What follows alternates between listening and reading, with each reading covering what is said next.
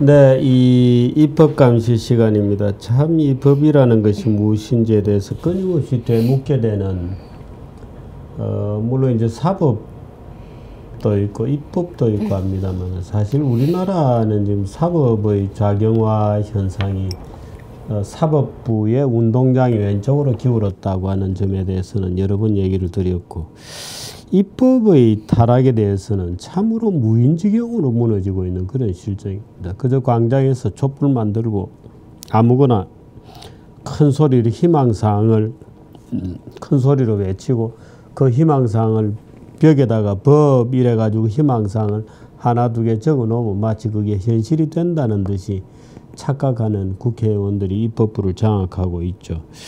이번 주 입법감시는 어떤 얘기를 좀 들려주실 수 있을지 류여혜 교수 모십니다.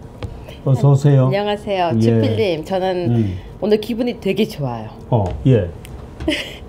이 시국에 기분이 좋다는 얘기를 네. 듣기가 오랜만이군요. 우리 방송을 보고요. 책을 쓰자는 제안이 왔습니다. 아, 그래요? 네, 이 내용을 매주 나온 이 내용을 다 모아서 우리가 벌써 58회까지 왔거든요. 아, 그래요? 네, 이걸 모아서 책으로 내고 시리즈로 계속 출판하자고. 주필님 완벽한 팬이더라고요. 아, 그래요? 주필님 방송 첫날부터 봤던 사람이래요. 네, 지금 이제 출판사를 하는 분이었던가요? 이게 또 더 재밌는 게요. 춘천에서 병원을 하는 의사 선생님이에요. 근데 본인이 1인 출판 회사를 세웠어요. 아, 그래요? 네, 그 이유가 뭔지 아세요? 제대로 된 책을 내고 싶어서. 그렇군요. 네, 출판계도 출판도 사실은 운동이 필요한 분야여서 네, 그래서 본인하고 부인하고 마음을 합심했어요. 그렇군요. 1인 출판 회사를 만들었고 그 첫 책으로 제안이 와서 우리 류 교수는 주변에 의사들이 많군요. 남편도 의사고. 그래서 제가 너무 기뻐서 덜컥 춤추는 법으로 계약을 해버렸습니다. 잘했습니다. 네, 그래서 잘했어요. 너무 기쁘고요. 예. 또 두 번째는요. 저한테 한 분이 연락이 왔어요. 여성분이신데 나이가 60대신데요. 이 방송을 계속 보고 있었는데 이런 법이 지금 올라와서 입법 예고를 하고 있는데 지금 이 법이 찬성을 해야 될지 반대를 해야 될지 꼭 다루어 달라고. 어떤 법이죠? 그게 바로 대한민국 국기법입니다. 개정안이 되었군요. 네, 지금 개정안인데요. 이 내용은 새누리당에서 발의를 했는데요.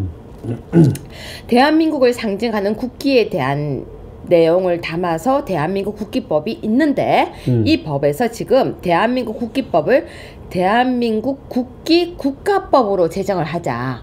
국가, 노래. 네, 그러니까 국기와 국가. 애국가. 네, 그래서 대한민국의 국가는 애국가로 하고 그 외에 뭐 가사와 악보는 대통령령으로 정하자.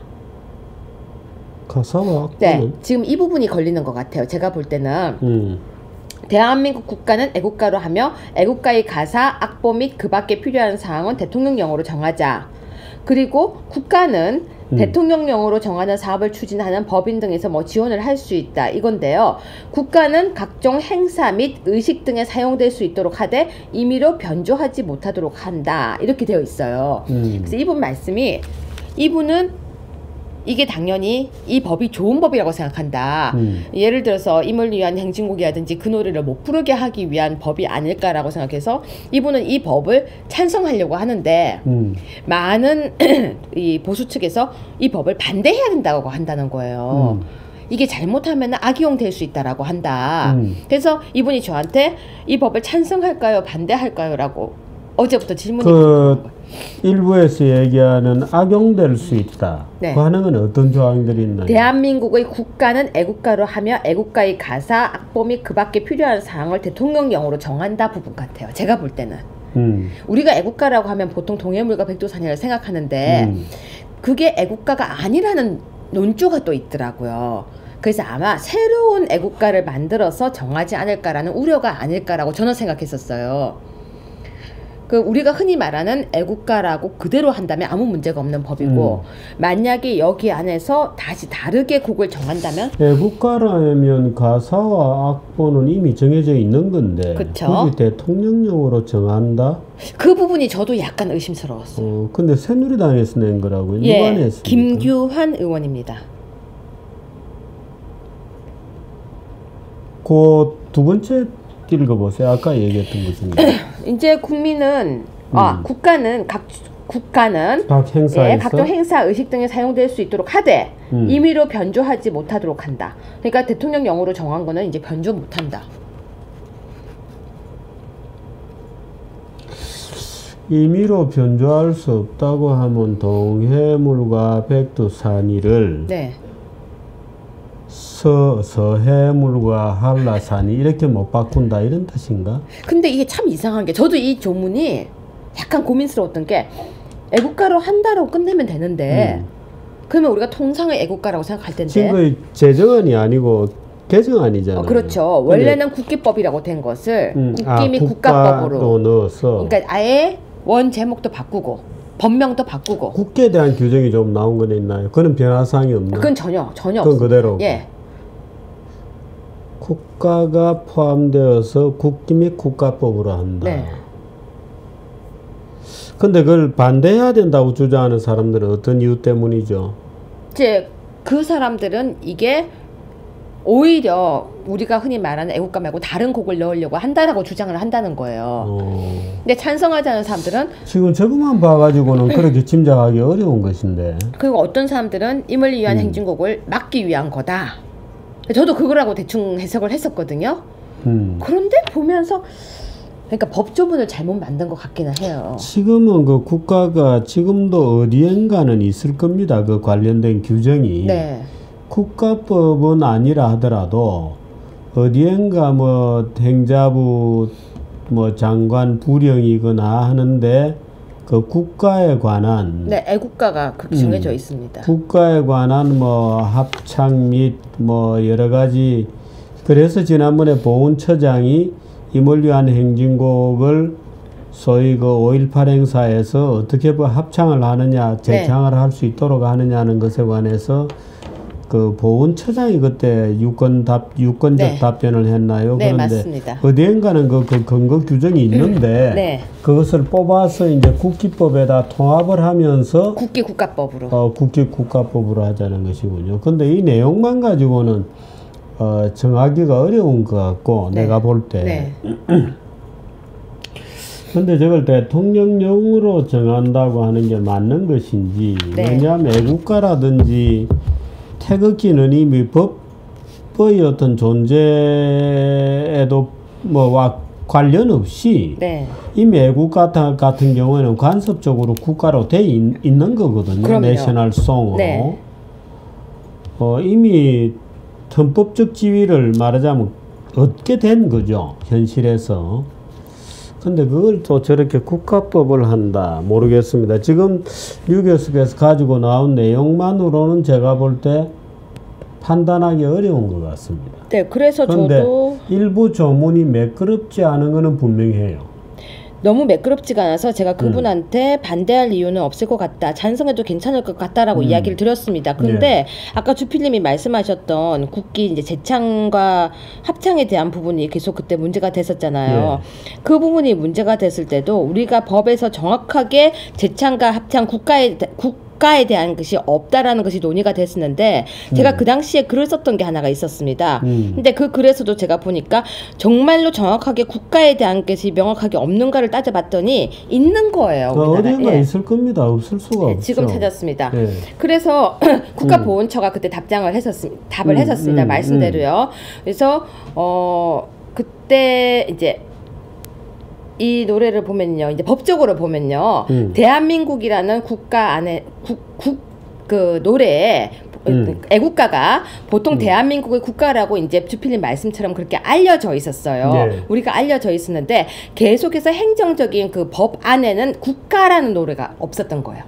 그러니까 국기는 있었는데 국가가 안 정해져 있었던 거예요. 그러니까 지금 이렇게 정하는 게 제가 볼 때는 법적 공백을 메꾸는 거기도 해요. 우리는 흔히 애국가가 국가라고 알고 있었지만 법으로 국기가 태극기라고 하듯이 정해진 건 없었기 때문에요. 그래서 우리가 흔히 대한민국의 국가에는 애국가 외에 들어본 적이 없어서 국가 하면 애국가라고 했는데 법명으로는 없었다는 건 맞습니다. 그러니까 법에서는. 그러니까 이 법이 만들어지는 게 저는 법의 공백이라고 생각을 했었거든요.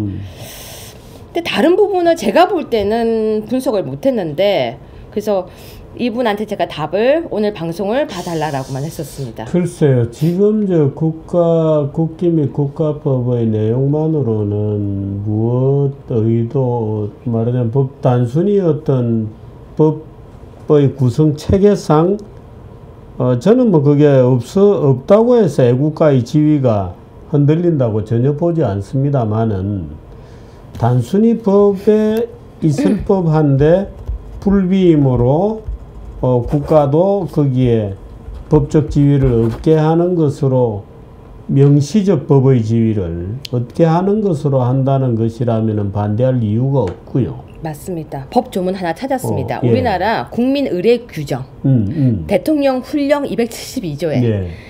국민의례시 애국가를 부르도록 규정하고 있고 국민의례시는 애국가를 부른다 이렇게 돼 있고 우리는 이 노래를 부르는 게 그러니까. 우리나라 법 중에서는 유일한 그렇군요. 훈령으로 그 있습니다. 법의 이름은 국민의례 규정 그래요. 대통령 훈령입니다. 그 있을 겁니다. 대통령 훈령으로 그러니까 령으로 있군요. 네. 대통령령으로 애국가를 부르도록 되어 있군요. 네.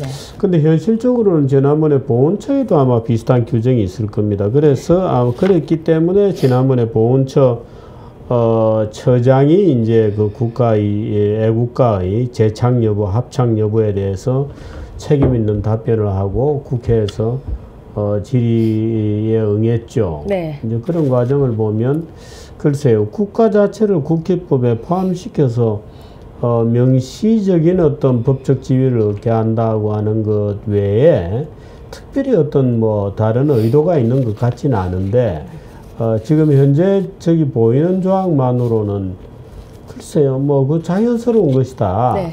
특별히 뭐 어떤 독소적인 또는 악용될 가능성이 있어 보이진 않고 다만 문장이 매끄럽지 않은 것은 맞는 네. 것 같아요. 좀 다듬어 주시면 좋겠어요. 그런 것 같아요. 네. 네, 그래서 이제 여기 질문에 대한 답을 지금 해드린 거고요. 또 재밌는 게 이번에 보셨습니까? 아직 발의는 아직 안 된 것 같은데요. 김영란법에 추석과 설날은 제외하겠다. 아니 뭐 일각에 그런 주장이 있는데 그걸 발의를 하겠다는 기사들이 점점 나오고 있습니다. 누가 발의하겠어요? 아직 발의를 아직 하지 않았습니다. 그래서 나오면 바로 얘기해 드리겠습니다. 그런데 또 그 얘기 알고 계세요? 이번에 최순실 사건이 기자들이 반란이다. 김영란법에 넣어서다. 이런 말도 안 되는 이야기도 말이 돼요, 근데 말이 됩니다. 정말입니까? 예. 그거는 이런 겁니다. 제가 그 주장을 폈는데요. 네. 처음부터. 네. 근데 그 얘기는 네. 김영란법에 기자들이 밥을 못 먹게 해서 네. 기자들이 말하자면 김영란법에 3만 원 이상짜리 좋은 음식을 못 먹게 하니까 불딱지가 나서 네. 박근혜를 욕보였다. 네. 이런 뜻은 아니고 그러니까 그렇게 네. 그런 뜻은 아니고 네. 왜냐하면 박근혜 대통령이 쭉 해왔던 크고 굵직한 여러 가지 정책들 중에 네. 소위 도덕적 어떤 선취, 도덕적 우월의식이라고 느낄 만한 조항들이 굉장히 많았어요. 네. 그 국회 선진화법 같은 것도 마찬가지인데 김영란법도 그런 것이죠. 네. 말하자면 뭐 금융실명제는 예를 들어서 김영삼 대통령 때 한 것입니다만은 그런 금융실명제와 같은 말하자면 김영란법 같은 이런 도덕적으로 우월한 네. 어떤 지위를 과시하는 야 부도덕하거나 타락해서는 안 돼라고 국가 지도자가 얘기를 하는 거죠. 이제 거기에 상처받았던 사람들이 옳다구나 네가 뭐 깨끗하냐 라고 하는 억하심정이 발동한다는 겁니다. 그러니까 그걸 조금 더 이제 옮겨서 얘기하면 박근혜 대통령이 그동안 적어도 국민들 눈에는 말하자면 구름 위에 있는 분이었어요. 네. 구름 위에 있고 고상하고 도덕적이고 깨끗하고 다른 정치인들과 달리 신뢰가 있는 분인데 그래서 최순실을 언론들이 계속 악당처럼 악녀처럼 만드는 이유가 그런 대통령이 왜 최순실 같은 시정의 죄송한 표현이지만 시정잡배하고 놀았느냐. 시정잡배로부터 왜 고상한 우리가 그렇게 고상하게 들었는데 박근혜 대통령이 우아한 웃음을 지으면서 얘기하고 연설할 때 다 우리는 그래도 박근혜 대통령의 말씀에 귀를 기울였는데 기껏해서 그 표현이 최순실이라는 시정잡혀가 고친 글이라는 말이냐. 말하자면 이게 원초적 불만이었거든. 물론 그거는 누구나 다 하는 겁니다. 자기의 머리 면도하면서 이발사한테 물어볼 수도 있고, 이발사가 뭐 잡배란 얘기는 전혀 아닙니다만은, 그건 뭐 목욕탕 가서 떼밀면서 물어볼 수도 있고, 시중에 다니면서 누구에게라도 물어볼 수 있죠. 대통령이라는 것은 누구에게도 물어볼 수 있는 겁니다. 그런데 언론들이 최순실을 악녀로 만들고, 그 악녀로부터 무언가를 말하자면 같이 같은 레벨에서 놀아준, 만나준, 나는 안 만나주면서 최순실이는 왜 그렇게 만나줬냐? 나보고는 3만 원짜리 밥도 못 먹으라 그러면서 최순실이 승마는 뭐냐? 이런 이제 도덕적 공격을 시작하게 된 거죠. 도덕적 공격을 기자들이 할 수 있게 만든 것은 확실히 김영란법의 대통령이 김영란법을 빨리 통과시키자고 끌고 갔을 때 느꼈던 도덕적인 어떤 inferiority에 대한 반발심이 있었던 거다. 근데 이게 왜 이렇게 이야기가 이상하게 돌아갔죠? 그런 설명을 제가 좀 했었죠. 네. 그러면 그게 돌고 돌아서 김영란법에 밥 못 먹게 하니까 분풀이였다 이렇게 돼 있는 모양이죠. 이렇게 간단하게 됐고요. 주필님 그럼 제가 한간에 나온 이야기 재밌는 거 하나만 더 해드릴까요? 다음 대선 후보가 정해졌습니다. 국민들 사이에서. 후보? 네, 누가 대통령이 될지 국민들이 이제 다 알겠대요. 적합한 사람이 나타났대요. 누군가요? 최순실이라고 합니다. 그건 무슨 뭐 코미디인 그렇죠. 것 같기는 한데 그게 무슨 국정도 해봤죠. 연설문도 써봤죠. 인사도 해봤죠. 대기업을 만나서 거래도 해봤죠. 이런 이야기까지 지금 돌고 있습니다. 그래서 모든 부분을 다 섭렵한 최순실이다 라는 이야기까지 나오고 있어서 잠시 그 소리를 전해드렸습니다. 그 다음 할까요? 네, 일단 이번에 국회에서 증언 감정 등에 관한 법률 일부 개정안이 굉장히 많이 나오고 있습니다. 이제 뻔하죠. 위증에 대한 내용이라든지 불출석에 대한 죄라든지 그걸 불출석에 대한 죄를 위증의 죄와 동일하게 1년 이상에서 10년 이하의 징역에 처하자 이렇게 올리고 있습니다. 1년 이상에서 10년 이상 이하의 징역인데요. 이거 굉장히 높은 거예요. 이거 엄청 높게 잡아놓은 겁니다. 국회에서의 정언감정 등에 관한 법률 일부 개정 법률안 건을 낼 것이 아니라 국정조사를 아예 폐지하는 법안을 누구한테 좀 내라 그랬어요. 국회의원들이 앉아서 청문회를 합시고 하고 있는 거 쳐다보면 정말 분통이 터지고 국회의원들이 저렇게 저질인가. 어떤 국회의원은 최순실인가를 만나가지고 뭐 방에 전기를 끊어라, 뭐 전기불을 끊어주라, 뭐 난방을 왜 해주냐, 뭐 이런 식으로 윽박질렀다 그러더군요. 요즘 제가 듣고 있는 이야기인데요. 교정 쪽에서 일을 하고 계신 분들이 지금 굉장히 난감해하고 있습니다. 최순실에게 특혜를 준다고 계속 이야기가 나오고 있는 거예요. 그런데 그건 반대로 최순실을 더 정말 이거는 인권 유린을 하는 얘기를 계속하고 있는 거죠. 정근대 시대도 아니고 중세 시대도 아닌데 국회의원들이 그런 식의 그리고 그 새누리당에 있다가 나갔습니까? 그 나갔는지 모르겠습니다만은 하태경이라는 의원이 그 말도 안 되는 그 폭언을 휘두르는 걸 보면은 국정조사 이런 걸 해서는 안 되겠다. 근데 그게 뭐 밝혀진 게 있는 것도 아니고 사람들 불러다 놓고 그저 모욕이나 주는 그런 국정조사를 해야 되겠어요? 그래? 근데 사실 국정조사에 나온 사람들이 모두 다가 피고인이 아니거든요. 그럼요. 피의자도 아니거든요. 그 사람들을 대하는 그 모습이 너무나 아직까지 권위주의적이죠. 그 김성태라고 그 국회 그 위원장이 했던 친구. 그 친구는 멀쩡한 사람들 메모하는 거 가지고 메모도 하지 마라 그러고 윽박지르고 무슨 자세 똑바로 앉으라. 죄인 뭘 하나? 죄인 취조 하나 지가? 자세 똑바로 앉으세요. 이것도 하고 있고요. X 같은. 네, 그래서 또 이제 그 사이에 재밌는 법안을 하나 또 얘기해 지금 저거는 완전히 국회를 인민의 법정으로 만들려고 하는 책동이에요. 이거는 법정이에요. 이거 말도 안 되는 법이에요. 국회 국정조사에 대한 법을 이렇게 형을 높인다는 발상을 하는 자체가 사실은 그러니까 저걸 인민재판으로 하겠다는 거거든. 형법 체계를 아예 모른다는 얘기입니다. 자, 그리고 이건 주필님을 좀 웃으시라고 갖고 왔습니다. 경범죄 처벌법 일부 개정안인데요. 우리 법 안에는 과다노출죄라는 게 있습니다. 경범죄 안에요. 근데 알몸을 지나치게 내놓거나 가려야 할 곳 등의 구체적인 의미가 불분명해서 과다노출죄라는 것을 이해하기가 어렵다. 과다노출죄라고 하니까 도대체 어느 정도가 신체 노출인지 모르겠다. 그래서 법 안에 이렇게 쓰겠다고 합니다. 공개된 장소에서 공공연하게 성기, 엉덩이 등 주요한 부위를 노출하여 다른 사람에게 부끄러움이나 불쾌감을 주는 행위로 규정을 하겠다. 그래서 노출에 관한 기준을 명확하게 하겠다. 수범자인 국민의 예측 가능성을 제고하겠다. 무엇이 과다 노출인지 그러니까 중요하게 명시를 했다고 합니다. 근데 저는 이 발상이 참 재밌었습니다. 성기와 엉덩이는 그러면 과다 노출이 해당되고요. 그러면 이제 여기서 중요한 얘기가 나오죠. 엉덩이는 어느 부위부터 엉덩이인가? 우리가 보통 히프라고 하는 부위와 엉덩이가 굉장히 영어로 부위가 다르대요. 아, 그래요? 네, 이게요, 주필님. 정말로요. 여기서부터 여기까지냐. 정말 그 허리부터. 주필님 허리가 어딘지 아세요? 허리라는 것은 골반에서부터 시작해서 갈비뼈 사이. 그 얘기를 하니까 살이 많이 찌신 분들이 화를 냈다잖아요. 그래, 우리는 허리 부위가 없다. 그거는 물론 농담인데. 아니 근데 주필님 이게 우리가 법으로 이야기할 때요. 엉덩이란 부위가 부위가 없습니다. 법적으로.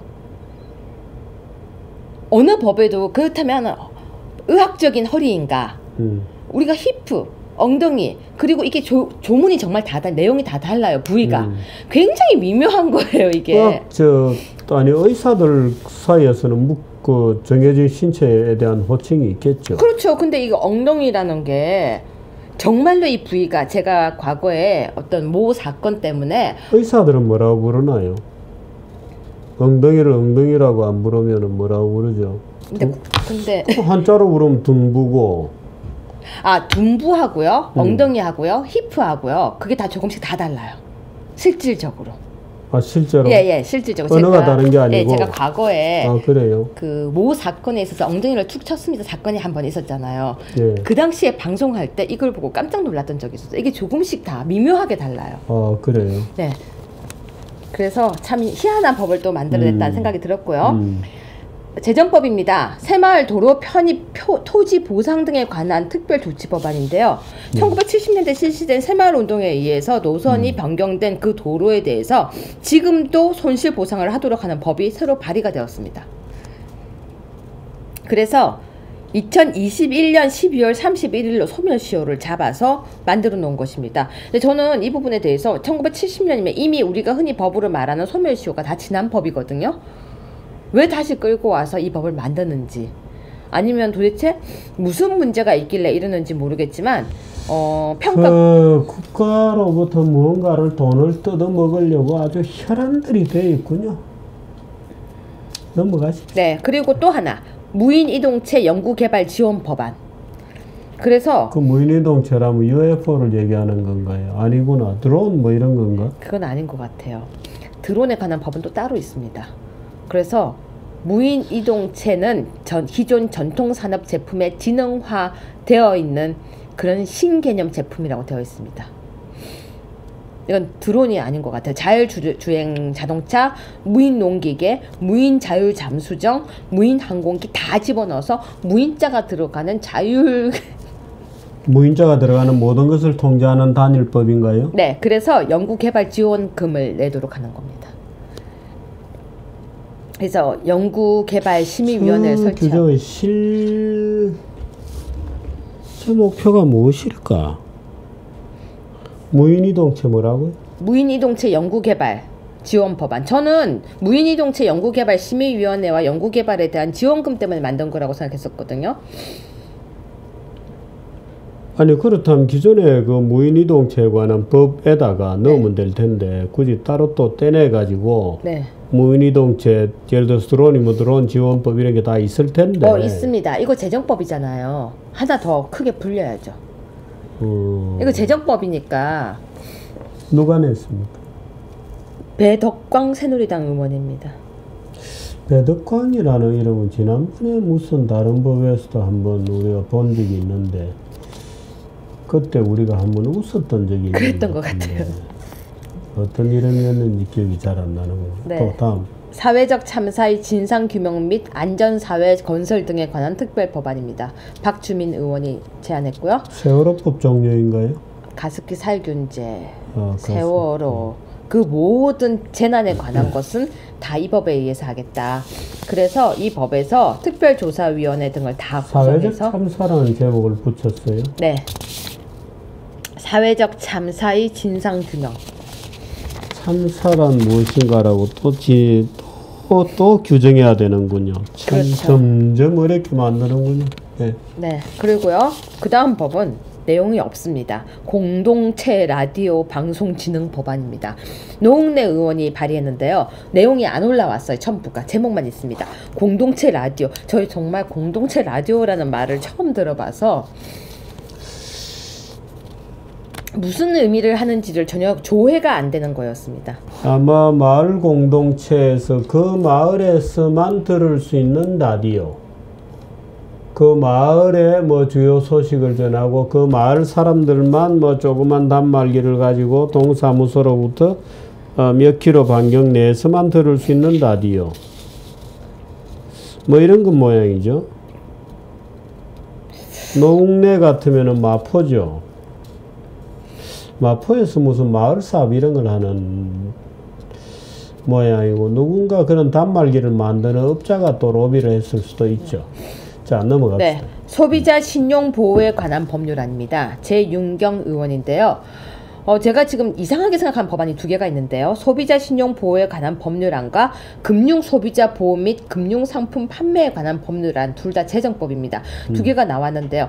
이상하게 이번 한 2주간은요. 계속해서 이런 법이 아주 유사한 법이 많이 발의가 되고 있어요. 뭘 의미하는지 모르겠지만 소비자 신용 보호 그리고 소비자 거기다가 금융 이런 단어가 계속해서 나오면서 금융개혁법과 그런 내용들이 계속 언급해서 다루고 있습니다. 내용을 자세하게 보면요, 정말 제가 약간 이해가 좀 안 가는 게 가계 부채의 급속한 증가는 뇌관이기 때문에 그 보호하기 위한 제도라고 계속 얘기를 하고 있습니다. 신용 소비자 보호 제도 확립이다라고 얘기를 하는데 조문을 살펴보면은 솔직히 말해서 제가 이 경제법이 좀 약해서 그런지 뭘 하겠다는지를 잘 모르겠습니다. 읽어도 내용을 보면은 조문을 잠깐 보면요. 신용 사업자가 신용 소비자의 변제 능력을 초과하는 신용 계약을 체결했던 경우 그 초과액 부분에 대해서 변제를 청구할 수 없다. 신용 사업자의 책임을 강화하는 책임 신용 의무를 규정. 즉 돈을 빌려주는 사람이 그 사람 능력을 제대로 파악 못해서 빌려줬으면 못 받는다.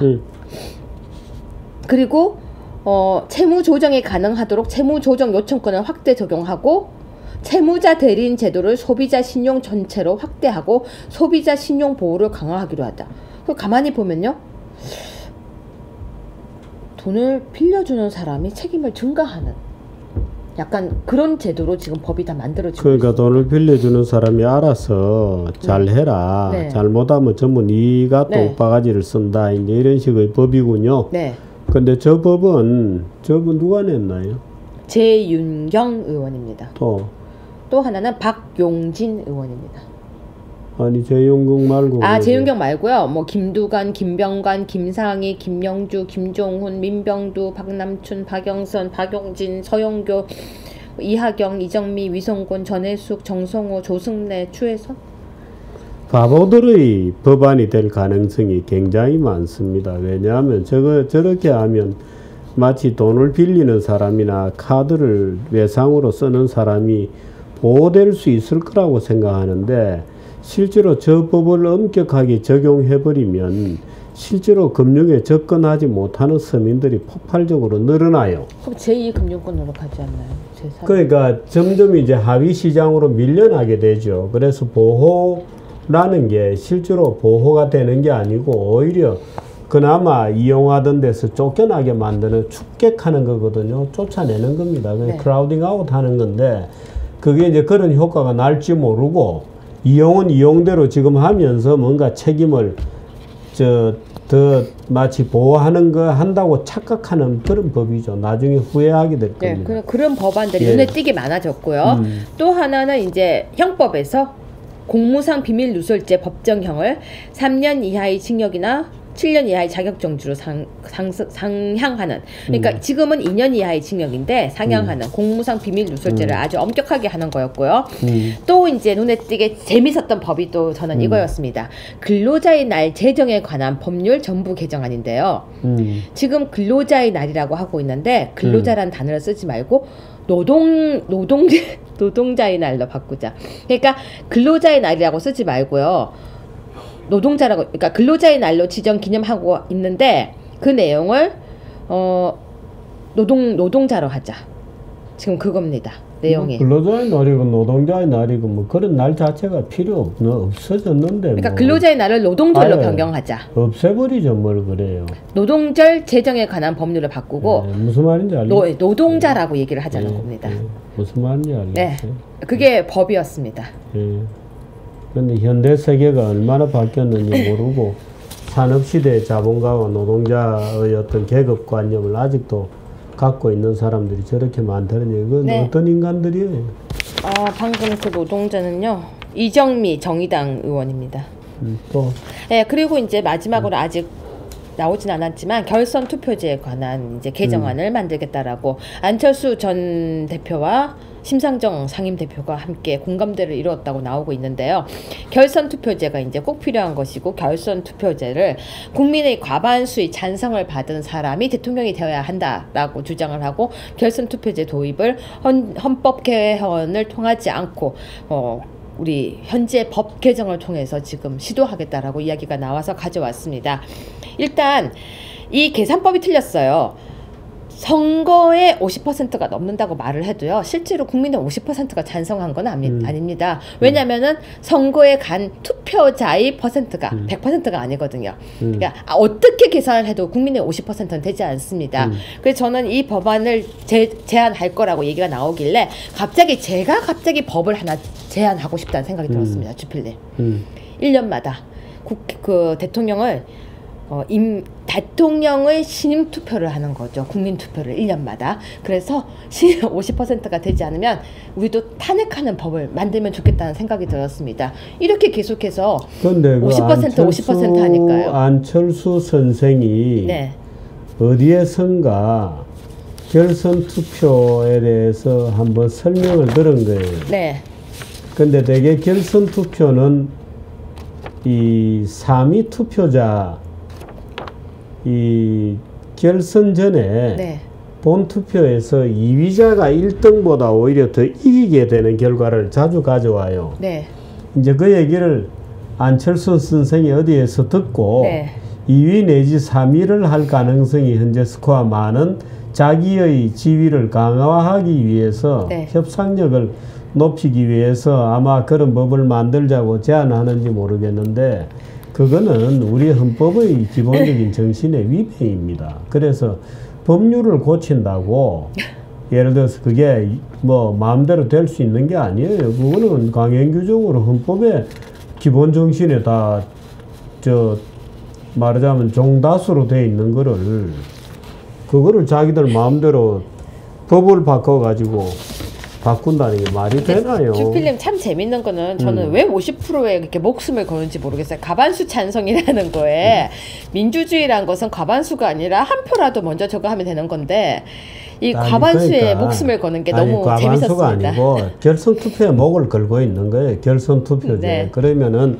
1등 1, 2, 3, 4가 나오면 보통은 단순 다수교 종다수에서 1등이 당연히 대표가 되잖아요. 그런데 문제는 이제 2위와 3위가 나머지 하위의 등수에 있는 사람들이 어떤 형태의 결합을 만들어내면서 1위를 뒤엎고 결선 투표에서 말하자면 오히려 승기를 잡는 경우가 실제로 프랑스에서는 굉장히 많아요. 그게 바겐이 굉장히 쉬워지거든요. 그래서 실질적으로 프랑스에서는 결선 투표에서 뒤집어지는 하위 득표자가 오히려 결선 투표에서는 최종 승자가 되는 경우들이 많아요. 그러니까 안철수 선생이 어디서 그 설명을 한번 들은 거예요. 그러니까 야 이거 혹시 내가 1등이 될 수는 없고 2등이나 3등이 되어서 결선 투표에서 뭔가의 합종 연행을 하면 최종 성자가 될 수 있을까 있지 않을까 하는 가냘픈 기대를 아니, 올 해보는, 4월에도 이렇게 주장을 하더니 그러니까 그런 누구한테 그런 얘기를 들은 거죠. 그래서 그런 가냘픈 기대를 해보면 오늘 오전 날짜로 4,697개의 법안이 벌써 발의가 되었습니다. 예, 그렇군요. 네, 참 많은 법안이 20대가 들어와서 발의가 정말 많이 발의가 되었습니다. 곧 이제 5,000개도 되겠고. 네, 그럼요. 금방 되죠. 자, 여기까지 하겠습니다. 고맙습니다.